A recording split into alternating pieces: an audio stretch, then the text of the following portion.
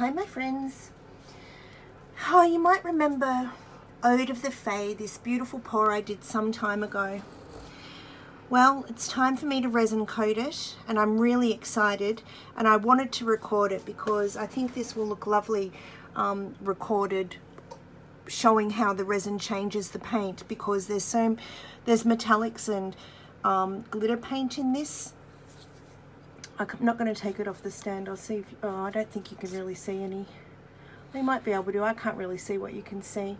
But anyway, it's such a beautiful painting, and I'm really looking forward to seeing how the effects of it change and are enhanced once they're resined. So I've mixed my resin up. I used Resin Art's calculator. It reckons that for a 20 by 16 inch canvas, which this is what this is, it suggests around 320 mils of resin if you want to have an 8-inch, an eighth of an inch height resin. So I've done it, and I'm rather nervous because look how much resin it is. Oh, I don't think you can really see or appreciate it. Well, I measured up to part A 160, part B 160, so it is 320 mils of resin that I'll be using just to cover a picture. And I'm still very much a tight ass when it comes to resin, so I worry about how much I use and what I'm using it for, and I can feel myself letting go more and more and becoming freer and less scabby with how much I use, and I'm glad to be moving into that direction, because I think the more abundant we are with paint, sand, resin, the better off our artwork is. But anyway, that's enough talking. Let's go. I'm just going to go across the center and see how it looks, and I'll just sweep it backwards and forwards through the tilting of the canvas. I should probably keep a little bit just in case there are some spots I can't tilt to, but I'm pretty sure there will be. I mean, it looks abundant, the amount of resin there is. So here we go, tilting to the back. Can you see all the air bubbles? And that'll do. Tilting to the front now.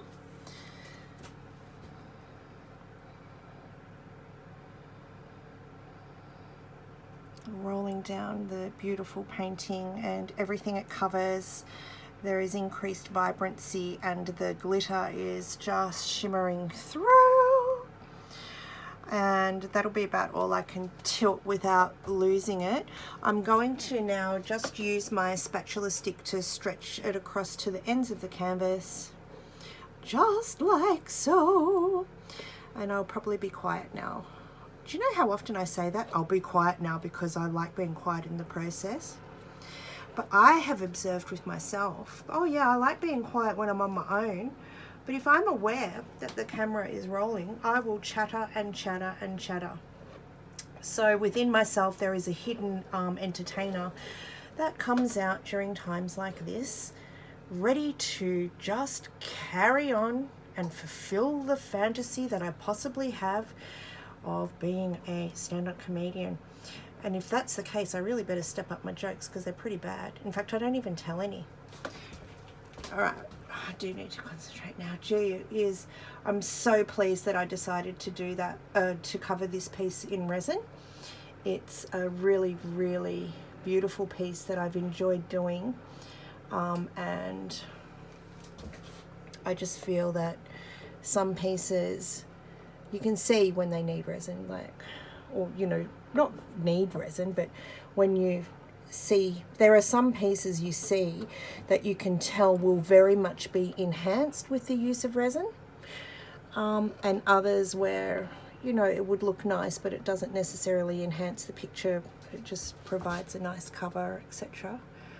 It's a bit thin there, so I'm going to stretch that over there, and in a minute I'll get my torch out and we will start to tackle the bubble issue. Though I must say the bubbles are settling really nicely on their own, So I probably will leave it for another 5 minutes before I even do the torch flickering. I got a really good tip recently about when you're getting your bubbles out. Get your bubbles out once, leave it for 10 minutes, come back and see what else has risen to the surface. And you know, it's those really micro bubbles that come up next. Okay, so I'm going to go, you're not going to really see this, but I'm going on a little bit of a down low so I can see where there's some little craters that have possibly got a little bit of stubborn, what's that stuff called that we use in acrylic pouring? Silicone. Yes, this, I think I used dimethicone with this painting. Does anyone remember? Oh, I don't. There's a YouTube video on this creation. It's called To The Fae. I've got the whole process and then a fast speeded up version of the swipe of it, because the swipe was really impressive. When I swiped up, the way that the cells popped up was just spectacular.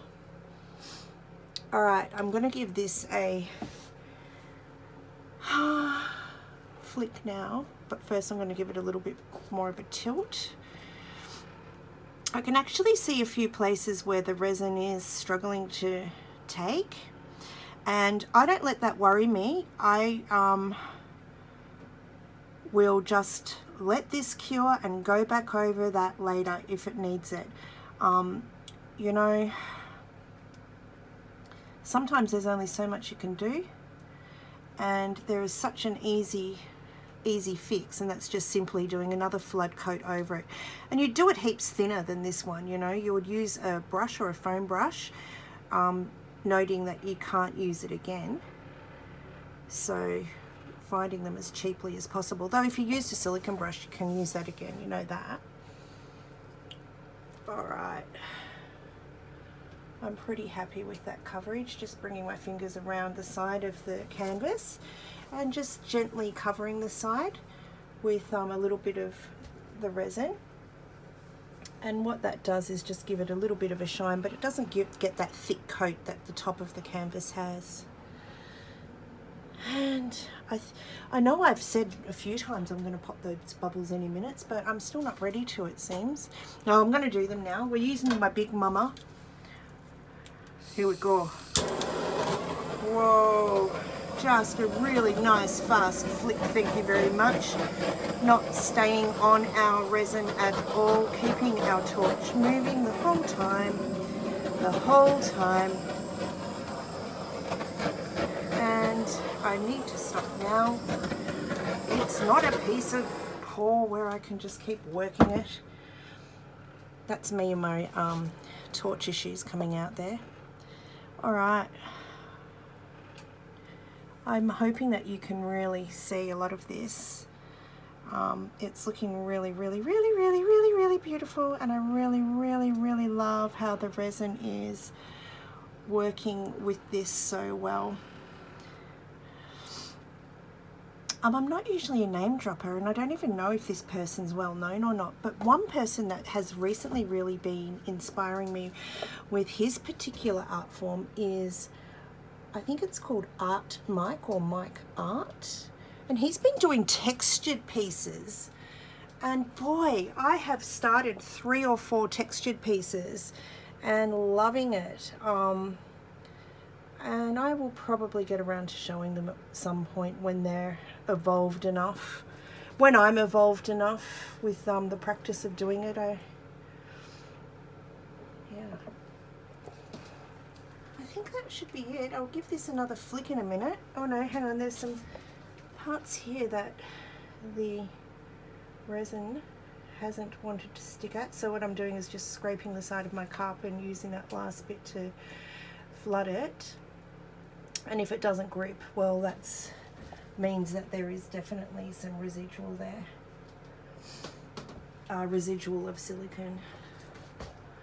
There's a nice little crater there that can flush down, and here and here and here.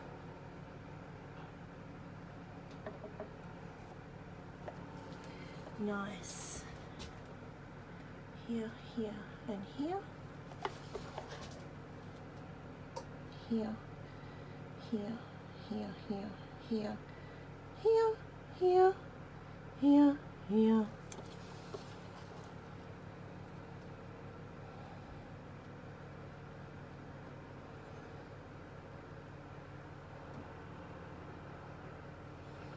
But yeah, when I first started covering some of my paintings with resin, I used to get really bothered if the first layer didn't get all of the craters.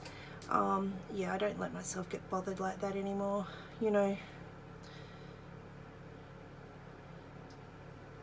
I can't do anything about it. It'll either take or it won't, and then I'll just need to do another flat layer like I was saying, and that's not a problem either. All right, another quick torch, and then I would say that's Bob's uncle or whatever for this video.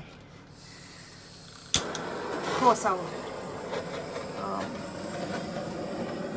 show you on my Art Magic page on Facebook how this looks in the sun and under light or on a wall. Very, very, very nice. Very, very happy. Have a lovely day. Or should I bring you down so you can see some of it? Yeah, I think I will. All right. Oh, I've just got resin all over my phone. Look at that. Just, how much did that bring out the features? I mean, really, if you've ever wondered if coating any of your paintings in resin was worth it, this certainly demonstrates what it's capable of doing in regards to bringing a beautiful image alive.